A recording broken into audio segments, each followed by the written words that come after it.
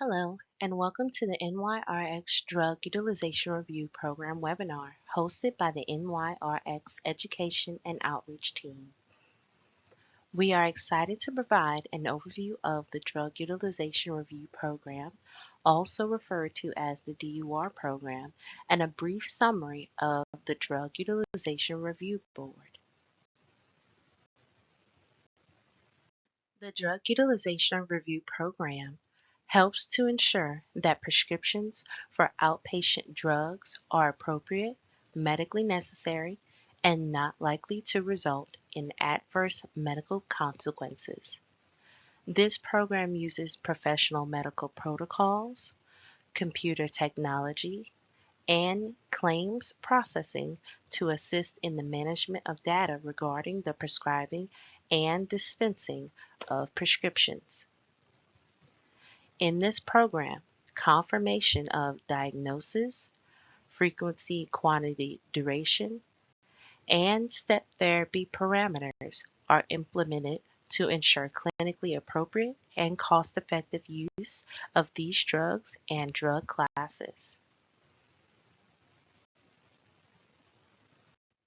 Federal legislation that requires states to implement DUR programs also requires states to establish DUR boards. The DURB was created to establish and implement medical standards and criteria for Medicaid's DUR programs, which include recommending and determining preferred products. The New York State Medicaid DURB is comprised of healthcare professionals appointed by the Commissioner and includes physicians and pharmacists that actively practice in New York. Responsibilities of the DURB include the establishment and implementation of medical standards and criteria for the retrospective and prospective DUR program, the development, selection, application, and assessment of educational interventions for physicians, pharmacists, and recipients that approve care, the collaboration with managed care organizations to address drug utilization concerns and to implement consistent management strategies across the fee-for-service and managed care pharmacy benefits, and lastly, to review the therapeutic classes subject to the preferred drug program. How does the DUR differ from the PDP? The DUR program applies coverage criteria to select drugs or drug classes covered by NYRx. The PDP program identifies drugs and select drug classes as preferred or non-preferred. Non-preferred drugs require prior authorization unless otherwise indicated, and drugs or drug classes in the PDP may also be subject to the DUR program.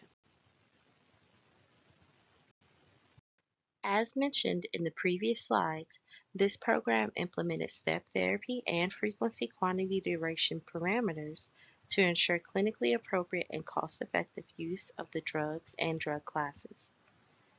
In this example, the antiretroviral interventions drug class has a quantity limit parameter that will apply.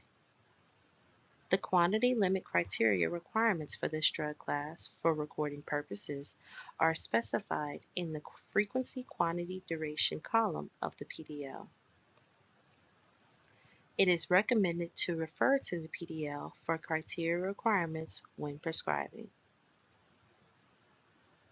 In the frequency, quantity, duration parameters column, the quantity limits are as follows. Limit of ARV active ingredient duplication. Limit ARV utilization to a maximum of 5 products concurrently, excluding boosting with ritonavir, where the dose limit of 600 milligrams or less, or cobicistat. Limit to protease inhibitor utilization to the maximum of 2 products concurrently. Limit integrase inhibitors utilization to a maximum of 1 product concurrently. Limit non-nucleoside reverse transcriptase inhibitor utilization to a maximum of 1 product concurrently.